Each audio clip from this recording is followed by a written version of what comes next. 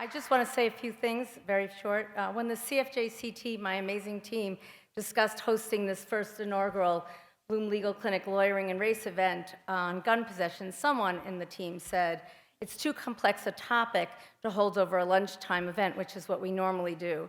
And until this morning, I was planning on having an interrogation of the team next week to see who the heck said that to us and made us have this symposium.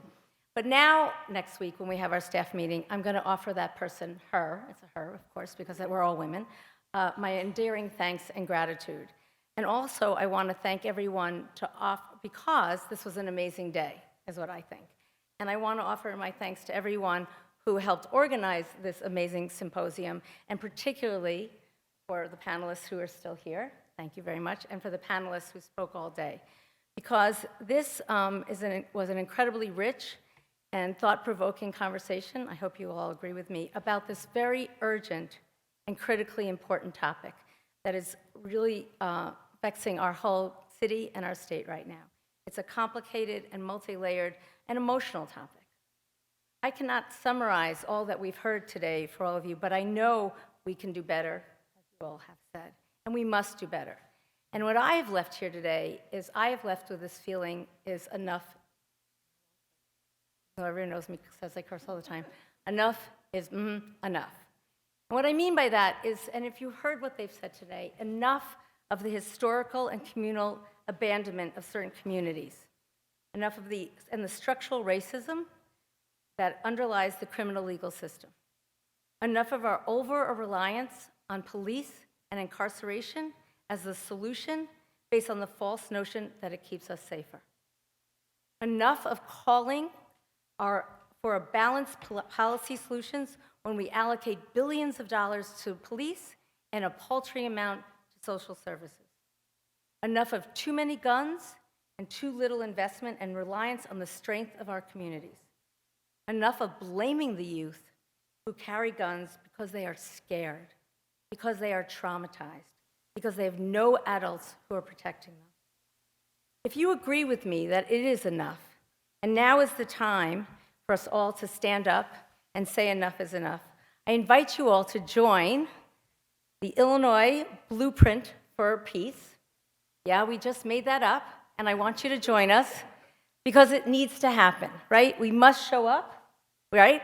We either sit on the block, Dr. Ansel said, we have to show up. And so today we're launching the Illinois Blueprint for Peace. We've created a website that we've told you about, and I hope you've all looked at it. It's based on 3 principles that I'm going to read to you. One is to increase health and healing among residents impacted by gun violence and reduce gun violence by addressing the underlying trauma that shapes the decisions to carry guns and the harm caused by gun violence.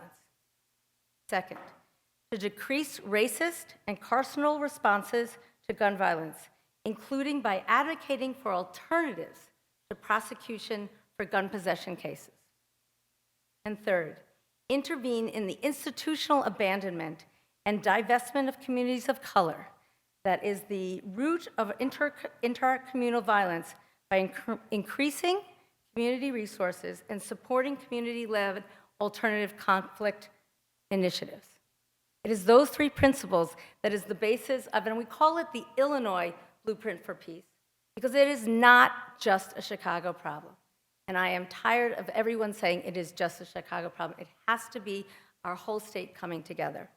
At this point, this is what we have, and we so far until I really tap other people to join us, which people are going to be tapped. I've already tapped a few people today. As of this moment, we have 3 co-conveners. You've met 2 of them in the panels today. One is the great and wonderful Emmanuel Andre. The other is the great and wonderful Stephanie Coleman. And the third is the great and wonderful Garion Gatewood, who is not here, although I do think he's on the Zoom or the webinar, whatever it's called. He is the director of the Illinois Justice Project and works with us very closely. On our website, you'll see that you can join and you can reach out to all of us. Things will be happening as we develop this. And I thank everyone for today, and thank you for coming to our Harry Potter space or to the Zoom. And have a peaceful day.